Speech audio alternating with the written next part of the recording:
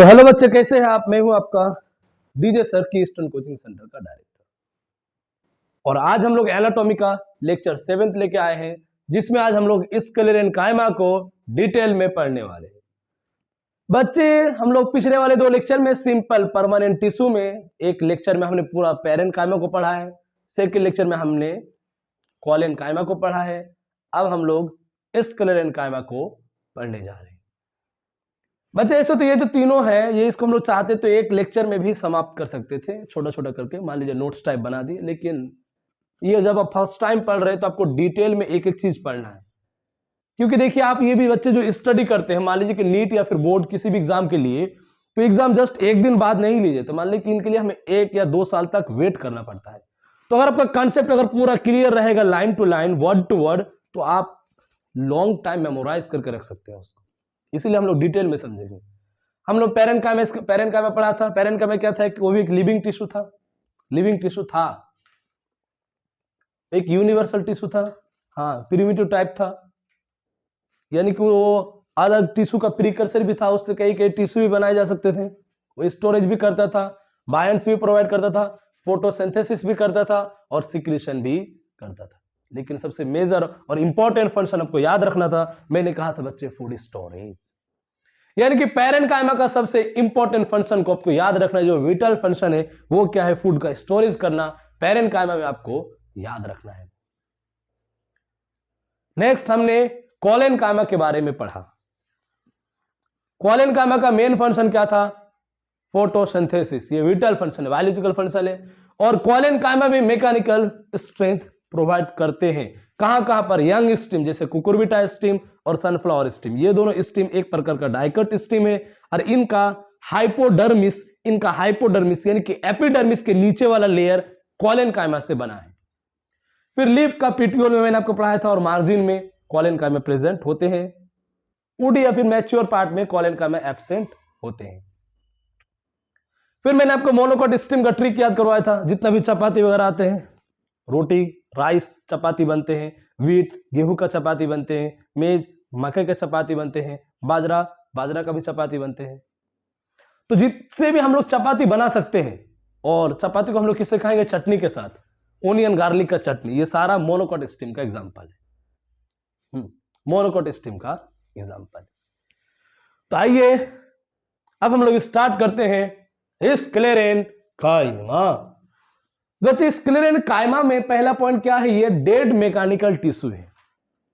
Dead का मतलब ये मान लीजिए कि इनका जो सेल्स है वो डेड हो जाते हैं, यानी कि बाय बर्थ स्टार्टिंग से डेड नहीं होते हैं।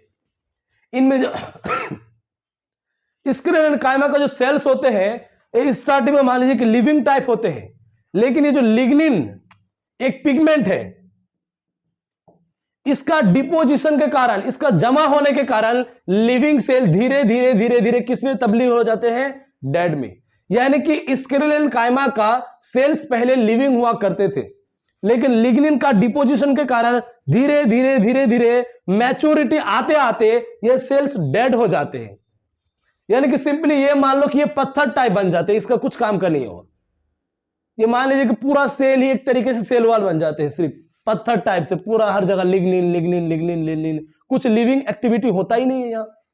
क्योंकि आप ये मान लीजिए कि इसका प्रोटोप्लास्ट डेड हो गया है। अब प्रोटोप्लास्ट होता क्या है? प्रोटोप्लास्ट होता क्या है? हमारे पास एक सेल है, ये क्या है? एक मान लीजिए कि सेल है, और ये क्या है? सेल का सेल वॉल है। जब आप किसी भी सेल से किसी भी तरीके से सेल वॉल को हटा दे, तो जो बाकी स्ट्रक्चर बना, इसे हम लोग क्या बोलते हैं? प्रोटोप्लास्ट। तो जो हमारे पास स्क्लेरेनकाइमा सेल होते हैं, इनमें जो अंदर का स्ट्रक्चर प्रोटोप्लास्ट, यही डेड हो जाते हैं। यही मान लीजिए कि नॉन फंक्शनल डेड टाइप हो गए, कुछ काम ही नहीं।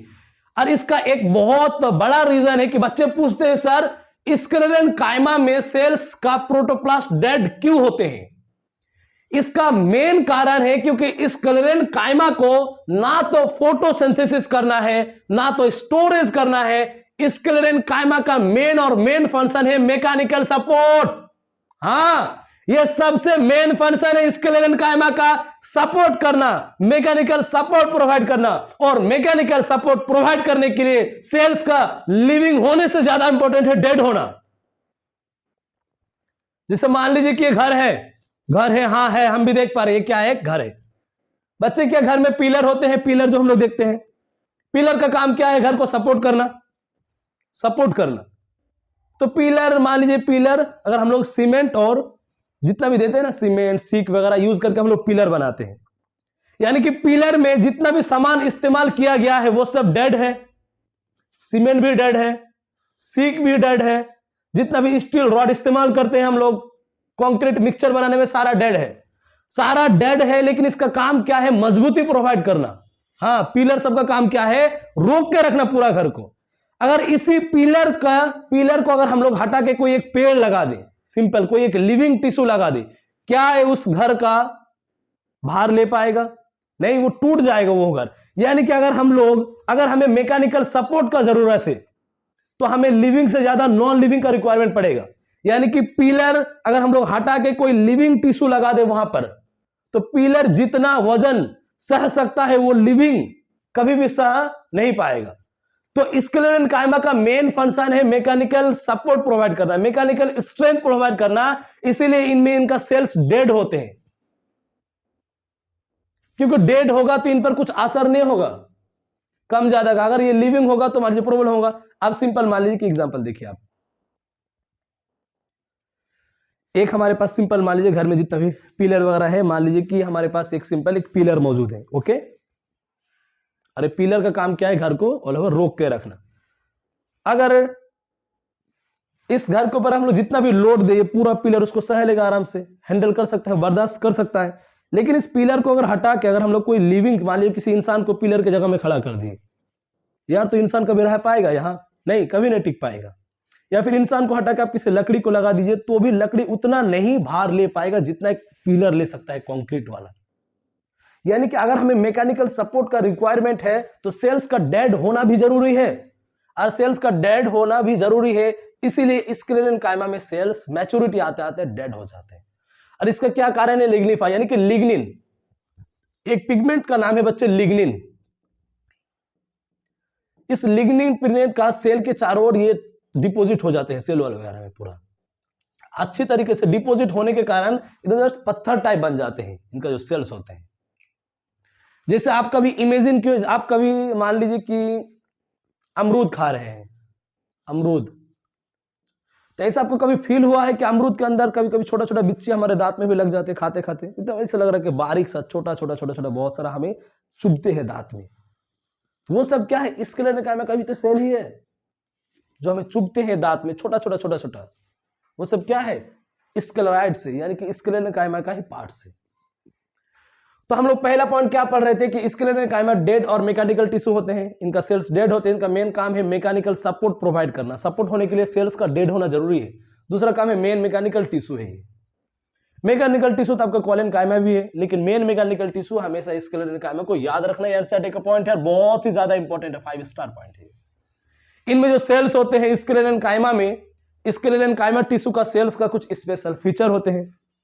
इनमें सेल्स लॉन्ग होते हैं, लंबा होते हैं, नैरो होते हैं। नैरो किस हिसाब से कहा गया, ल्यूमेन के हिसाब से। थिक वॉल, इनका सेल वॉल थिक होगा, यानी कि मोटा होगा, क्योंकि कोई ना कोई पिगमेंट डिपोजिट होगा। वो पिगमेंट क्या है, यहां पर लिग्निन है। लिग्निन पिगमेंट का डिपोजिट होने के कारण वॉल हमेशा कैसा रहेगा, थिक रहेगा। लिग्निफाइड वॉल रहेगा विदाउट प्रोटोप्लास्ट, प्रोटोप्लास्ट डेड हो चुका होगा, मर गया होगा, become dead at maturity, maturity आते आते प्रोटोप्लास्ट खत्म। जो यानी कि सेल के अंदर का जो लिविंग कंटेंट है, आपको बेसिकली अगर समझा है तो living content of cell, living content of cell, इसको क्या बोलते हैं, प्रोटोप्लाज्म, यही खत्म हो जाता है। यानी कि इसी सेल के अंदर का लिविंग कंटेंट पूरा खत्म कर दो, यानी कि प्रोटोप्लास्ट खत्म, सिर्फ क्या बचा, मान लो सेल वॉल, अंदर मरा मरा सब कुछ। स्केलेटन कायमा के आगे क्या पॉइंट है, found in hypodermis of monocot stem. जैसे इससे पहले हम आपको पढ़ाया था कि कॉलन कायमा, जो हमारे पास कॉलन कायमा था वो भी हाइपोडर्मिस में प्रेजेंट था, लेकिन डिफरेंस क्या है, ये मोनोकोट स्टीम में है और वो डाइकोट स्टीम में है। यही तो डिफरेंस था। जो हमारे पास कॉलन कायमा है ये भी हाइपोडर्मिस में पाए जाते हैं। हाइपोडर्मिस क्या है? एपिडर्मिस, सबसे बाहर वाले लेयर का जो जस्ट अंदर वाला लेयर, उसे हम लोग क्या बोलते हैं? हाइपोडर्मिस। कॉलेनकाइमा भी हाइपोडर्मिस में था, लेकिन डाइकोट स्ट्रीम में, और स्क्लेरेनकाइमा मोनोकोट स्ट्रीम में। बहुत ही ज्यादा इंपॉर्टेंट है।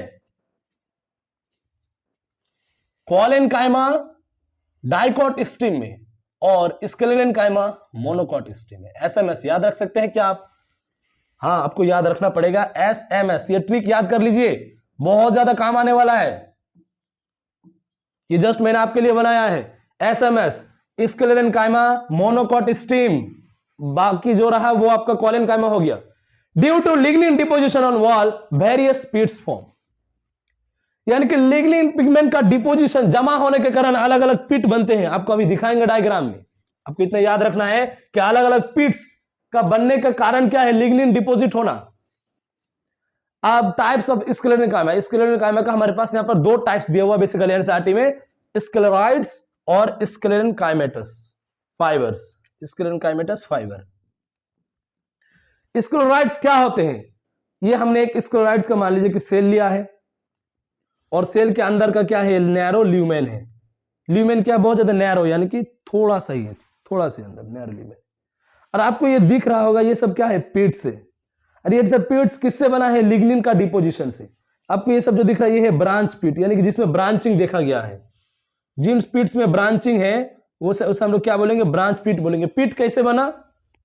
लिग्निन का डिपोजिशन के कारण।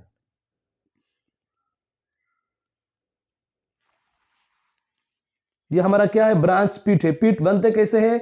जब मान लीजिए कि सेल के अंदर लिग्निन, वो जो मैंने कहा था पिगमेंट, जब वो डिपोजिट होते, जहां जहां पर डिपोजिट होगा वहां अलग अलग एक दाग आ जाएगा पिट्स टाइप का, लिग्निन का डिपोजिशन के कारण।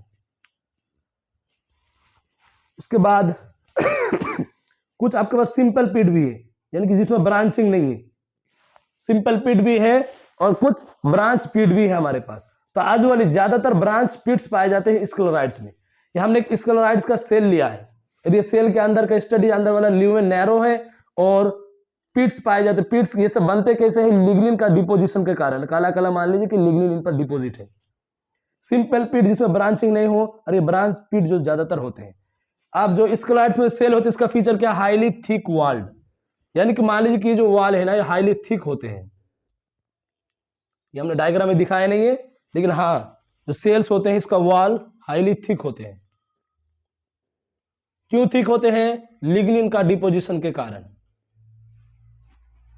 दूसरा ल्यूमेन, ये जो कैविटी अंदर वाला देख पा रहे हैं आप, ये वेरी स्मॉल या फिर वेरी नैरो होते हैं, बहुत छोटा और बहुत नैरो होते हैं। अरे जो ब्रांच पिट और सिंपल पिट बना है due to lignin deposition, lignin का डिपोजिशन होने के कारण। अब स्क्लेरॉइड्स किन किन कहां किन किन फ्रूट्स वगैरह में पाए जाते हैं, आइए हम लोग ट्रिक्स के याद करेंगे इसको। फ्रूट्स वॉल ऑफ, जैसे फ्रूट जानते हैं, फ्रूट का वॉल होता है ऊपर का। फ्रूट का वॉल को क्या बोलते हैं हम लोग? Pericarp, epicarp, mesocarp. तो fruit walls of nuts. Nuts जानते हैं, जो हम लोग बादाम बोलते हैं, बादाम। बादाम का जो ऊपर का जो कवरिंग होता है बादाम फ्रूट्स का, उसके ऊपर भी हमें क्या मिलता है? वहां पर फ्रूट वॉल्स ऑफ नट्स में क्या मिलेंगे? हमें स्क्लेरॉइड्स मिलेंगे। दूसरा पल्प ऑफ गोवा, पियर और सपोटा, ये तीनों एक साथ है। मैंने आपको कहा था आप एक गोवा लीजिए, अमरूद, पका हुआ अमरूद लीजिए, फिर कच्चा लीजिए। आप जब उसे खाएंगे तो दाना दाना दाना दाना चीज मिलेगा आपको अंदर। वो सिंपल पियर, नाशपाती, सपोटा इनमें भी है। नाशपाती में और इनमें भी जब आप इनको खाएंगे तो अंदर ऐसे फील होगा खाने के टाइम, या फिर आप इनको जब काट के देखिएगा तो बहुत छोटा छोटा छोटा छोटा सेल्स मिलते हैं। इन्हीं को हम लोग स्टोन सेल्स बोलते हैं। यार ये इनडायरेक्टली स्क्लेरॉइड्स ही बता रहे हैं हमें। यानी कि नट्स के वॉल में या फिर गोवा, पियर और सपोटा, इनके पल्प में, पल्प मतलब हम लोग जिस पार्ट को खाते हैं, दाना दाना दाना दाना छोटा छोटा छोटा छोटा चीज मिलते हैं, स्टोन लाइक, छोटा छोटा पत्थर टाइप, दांत में कभी कभी लग जाते हैं। उन्हीं वही सब क्या है? स्क्लेरॉइड्स है। अब इसको याद भी करना है, जैसे एग्जाम तक याद कैसे रखना है, कैसे याद रखेंगे? ये एक ट्रिक है कि गाना स्पीकर। अब कुछ बच्चे बोलेंगे सर यहां तो जानू स्पीकर है। नहीं, जानू नहीं, आप इसको NU है तो NA मान लीजिए, NATS, नट्स चलेगा। गाना स्पीकर आपको याद रखना है, यानी कि गाना किस में सुनना है, स्पीकर में, और स्पीकर से स्क्लेराइड्स भी याद हो जाएगा। गाना कहां से कैसे सुनना है, स्पीकर में। गाना से GA से क्या हो गया, गुआवा, NU से क्या आ गया, नट्स, S से क्या आ गया, सपोटा, और P से क्या आ गया, पीकर। यानी कि गाना स्पीकर से आप याद रख सकते हैं, गुआवा, नट्स, सपोटा, पियर। अगला और कहां कहां मिलते हैं, seed quotes of legume. Legume जानते हैं, जैसे बीन्स वगैरह जो होते हैं ना, बीन्स जितना भी है हमारे पास फली, तो seed quotes of legume and in leaves of T, T का लीव्स में और लेग्यूम का सीड कोट्स में भी ये स्क्लेराइड्स पाए जाते हैं। अगला हमारे पास क्या है, स्क्लेरेनकाइमेटस फाइबर। जैसे हमने कहा था कि स्क्लेरेनकाइमा टिश्यू को हमने दो अलग अलग हिस्सों में भाग किया था, एक तो स्क्लेरोइड्स और दूसरा क्या है, स्क्लेरेनकाइमेटस फाइबर। अब स्क्लेरेनकाइमेटस फाइबर का हमने एक TS लिया है, ट्रांसवर्स सेक्शन लिए हैं। स्क्लेरेनकाइमेटस का एक हमने TS लिया है, ट्रांसवर्स सेक्शन। इसमें कैसे दिखाया गया है, इनमें जो सेल्स होते हैं ये फाइबर लाइक होते हैं। फाइबर का मतलब क्या है, एक तो लंबा लंबा होगा, फाइबर लाइक लंबा होगा, दूसरा इनका अंदर जो ल्यूमेन होगा ये मैंने बड़ा दिखाया लेकिन एक्चुअली बहुत छोटा होता है, रिड्यूस या फिर नैरो ल्यूमेन होगा। इनका जो ये वॉल होगा, सेल वॉल, ये बहुत ज्यादा थिक होता है, थिक मोटा, किसके कारण, लिग्निन का डिपॉजिट होने के कारण। ये सब इसका हम फीचर बता रहे हैं। अगला क्या है, इनका जो एंड होते हैं, एंड यानी कि जो एंड होते हैं ये पॉइंटेड होते हैं, नुकीला होते हैं, और इनको हम लोग टैपरिंग एंड बोलते हैं। यानी कि इस स्क्लेरेनकाइमेटस फाइबर का पहचान क्या है, एक तो फाइबर लाइक होगा, lignified thick wall, wall lignin का डिपोजिशन से थिक होकर रहेगा, इलोंगेटेड और पॉइंटेड सेल कहा जाता है इनको, ल्यूमेन, रिड्यूस और नैरो होगा। तो बच्चे हम लोग आइए स्क्लेरेनकाइमा को 5 मिनट में रिवाइज करते हैं, इनमें से थोड़ा सा और पार्ट बाकी है, तो पहले आप इसे नोट डाउन कर लीजिए, मेरे पास स्पेस नहीं है, कुछ और इससे रिलेटेड पार्ट्स लिखते हैं, जल्दी से नोट डाउन कीजिए। हाँ तो बच्चा स्क्लेरेनकाइमेटस फाइबर में आप लोग नोट डाउन कर चुके हैं। अब हम लोग टाइप्स ऑफ स्क्लेरेनकाइमेटस फाइबर्स का हम लोग अलग अलग टाइप्स पढ़ेंगे। तो पहला क्या हमारे पास, सरफेस फाइबर। आप नाम से जानते हैं सरफेस मतलब ऊपर वाले भाग में होगा, आप नाम से देख सकते हैं सरफेस फाइबर क्यों कहा गया, यानी कि ये फाइबर हमारे जिस भी पार्ट में होगा वहां पर सरफेस में होगा। अब किसके सरफेस में हो सकते हैं, या तो आपका सीड के सरफेस में होगा बीज, या फिर फ्रूट का सरफेस में होगा, इन दोनों में से किसी एक का सरफेस में पाया जाएगा। पहला हमारे पास क्या है, इन सीड सरफेस फाइबर, यानी कि वो फाइबर, वो स्क्लेरेनकाइमेटस फाइबर जो सीड के सरफेस में होगा। जैसे एग्जांपल कॉटन फाइबर, एक कॉटन का सीड लीजिए, कॉटन फाइबर आप देखें ये क्या, आउटग्रोथ ऑफ सीड कोट। ये जो मान लीजिए कॉटन का सीड है, तो इसका जो सीड कोट है वो खुद आगे धीरे धीरे ग्रो करके क्या बनाते हैं, कॉटन फाइबर में कन्वर्ट हो जाते हैं। यानी कि कॉटन फाइबर में आप जो फाइबर देखते हैं, कॉटन फाइबर में आप जो फाइबर देखते हैं एक्चुअल में सीड कोट का आउटग्रोथ है, यानी कि जो सीड कोट है वही बाहर आ जाते हैं, वही धीरे धीरे किसमें, फाइबर में कन्वर्ट हो जाते हैं, कॉटन में। जो कॉटन फाइबर है कंपोज्ड ऑफ सेलुलोज, सेलुलोज का बना हुआ रहता है, यानी कि इसमें लिग्निन नहीं पाया जाता है, यानी कि ये कॉटन फाइबर नॉन लिग्निफाइड है, इसीलिए ये फॉल्स फाइबर के नाम से जाना जाता है। क्योंकि हमने पढ़ा है कि स्क्लेरेनकाइमेटस फाइबर का कैरेक्टरिस्टिक फीचर था, उसका वॉल क्या होगा, लिग्निफाइड होगा, यानी कि लिग्निन उसमें होना चाहिए। लेकिन कॉटन फाइबर जो कि सीड कोट का आउटग्रोथ है, इसमें लिग्निन नहीं है, नॉन लिग्निफाइड है, इसीलिए एक प्रकार का फॉल्स फाइबर है।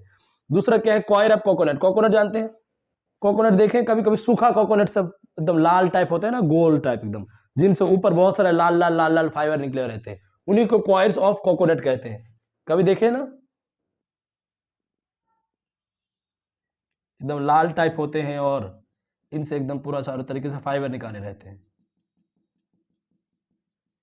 या फिर सिंपली वो कहा जाए कि जो अलग अलग रिलीजन के लोग अपने अलग अलग जैसे मंदिरों में तोड़ते हैं, उस टाइप का फाइबर में, उस टाइप का कोकोनट में जो ऊपर वाले जो ऊपर लेयर क्या होते हैं, वो उसी को हम लोग कॉयर बोलते हैं, जो लाल लाल सा होते हैं। ये कहाँ से बनते हैं, मीजोकार्प से। अब फ्रूट्स का लेयर में सबसे पहले वाला क्या है, एपिकार्प, उसके बाद मीजोकार्प, उसके बाद एंडोकार्प, यानी कि बीच वाला लेयर मीजोकार्प से कॉयर मिलते हैं, किसका, कोकोनट का। और ये लिग्निफाइड है, यानी कि लिग्निन प्रेजेंट है, इसलिए ट्रू फाइबर है। यानी कि फाइबर ट्रू है नहीं, ये डिसाइड कौन करेगा, लिग्निन। अगर लिग्निन है तो फाइबर ट्रू, और नहीं है तो फॉल्स। बच्चे जितना भी पॉइंट है ये आप मान लीजिए कि लगभग आउट ऑफ एनसीईआरटी है, लेकिन हाँ हो सकता है कि सवाल आ जाए, इसीलिए हम लोग सिंपली इसे देख लेंगे, उतना ज्यादा इनमें दिमाग लगाना नहीं है, अंदर नहीं जाना है। तीसरा क्या है, जाइलरी, इंट्राजाइलरी या फिर वुड फाइबर। नाम से ही जानते हैं कि जाइलरी क्यों कहा गया, क्योंकि ये जाइलम से ऑब्टेन होते हैं। यानी कि जाइलरी फाइबर, इंट्राजाइलरी फाइबर या फिर वुड फाइबर कहां से ऑब्टेन होगा, सेकेंडरी जाइलम या फिर वुड।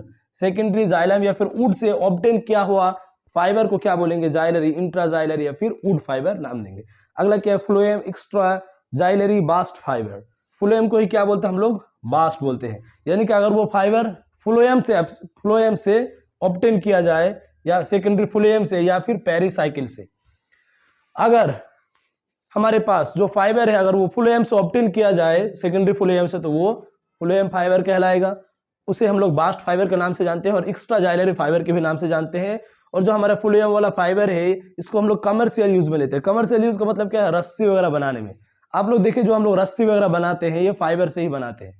जैसे जूट यानी कि पाटसन का खेत आप लोग देखे हैं, वहां से हम लोग क्या करते हैं, फाइबर को ऑब्टेन करते हैं, कलेक्ट करते हैं, पानी में कुछ दिन के लिए रखा जाता है और फिर उससे क्या फाइबर को हम लोग अलग कर लेते हैं और जलाने के लिए लकड़ी को अलग कर लेते हैं।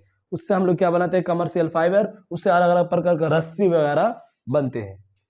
ऑब्टेन फ्रॉम सेकेंडरी फ्लोएम या फिर पेरिसाइकिल, यानी कि जो फ्लोएम फाइबर है ये सेकेंडरी फ्लोएम और पेरिसाइकिल दोनों में से बन सकते हैं। सेकेंडरी फ्लोएम से कौन सा फाइबर बनता है, जैसे जूट क्या है आपका,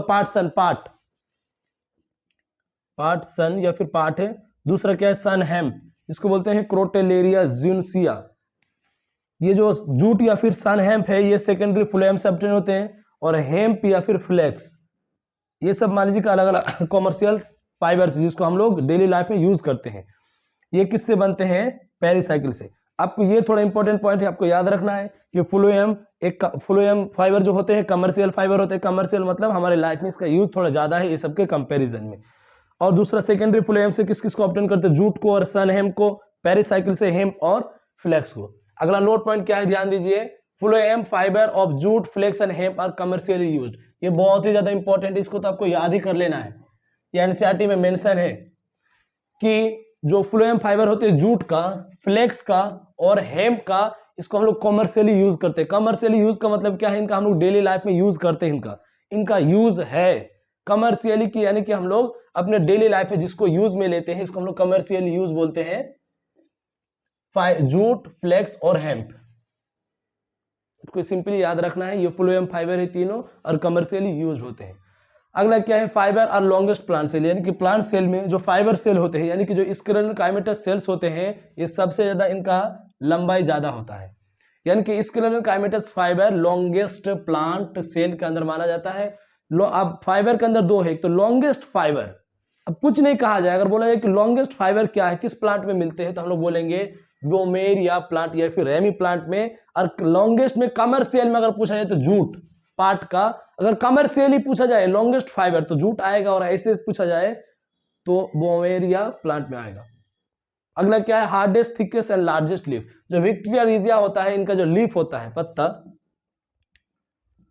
मान ली क्या है, हार्डेस्ट सबसे मजबूत, सबसे थिकेस्ट और सबसे लार्जेस्ट लीव्स किसमें पाया जाएगा, विक्टोरिया रिजिया में। तो इन सब पॉइंट्स पे सिंपल आपको क्या याद रखना है कि सीड सरफेस फाइबर में कॉटन फाइबर फॉल्स है, नॉन लिग्निफाइड है, कॉयर ऑफ कोकोनट ट्रू है, याद रखना है। मेसोकार्प से ऑब्टेन करते हैं। Xylary fibre xylem, secondary xylem wood से लेते हैं। आपका फ्लोएम फाइबर सेकेंडरी फ्लोएम या फिर पेरिसाइकिल से लेते हैं। जूट, फ्लेक्स और हेम्प को कमर्शियली यूज करते हैं। बस इतना आपको बेसिकली ध्यान रखना है। तो बच्चा आप इसे नोट डाउन कर लीजिए। फिर हम लोग मिलते हैं नेक्स्ट लेक्चर में। आपका लेक्चर 7 था, फिर हम लोग मिलेंगे लेक्चर 8 में। धन्यवाद बच्चे। अगर हमारे चैनल में आप नया है तो प्लीज हमारे चैनल को सब्सक्राइब कीजिए और बेल आइकन को दबाइए और लाइक कीजिए हमारे वीडियो को, और ज्यादा से ज्यादा कमेंट कीजिए, शेयर कीजिए। जय हिंद, जय भारत। धन्यवाद बच्चे।